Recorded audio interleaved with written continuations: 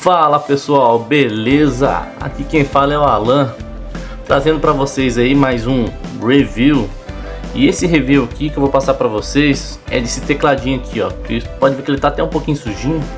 Estou com ele aqui há mais de 2 anos e devo dizer para vocês que é um tecladinho ótimo para jogos. Ele é muito bom, jogar Fortnite, Valorant, CS, Warzone. Acufan 60 Pro. Só para mostrar uns detalhes mais aqui, você vê como que ele é um teclado de boa qualidade.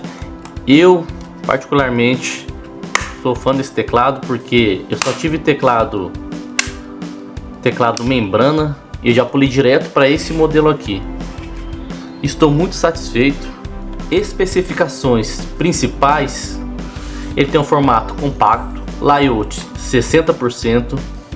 Ele tem aproximadamente 61 teclas, sem bloco de seta dedicado.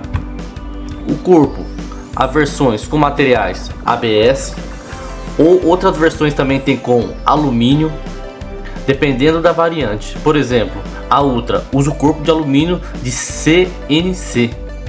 Os interruptores deles e o acionamento usa switch magnético.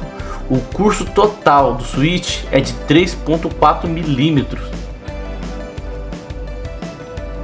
A força de atuação dele mínima é de 25 gramas força, que é um valor mínimo operacional. A força nominal de atuação é de 2 milímetros, então ele é muito mais rapidinho aqui, ó. Você clica aqui, rapidinho. A saída dele é USB-C em algumas versões. A iluminação dele é em ARGB, endereço individual de LED, com taxa de atualização de 500 Hz. A keycap desse teclado é de PBT, é um material de melhor qualidade. É aquele material que facilita a passagem da luz do LED.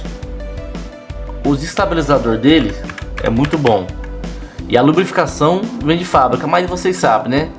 É bom você dar uma lubrificada a mais. Ele tem também o Haptic Trigger, sistema que você vira para a esquerda, vira para a direita segurando o botão.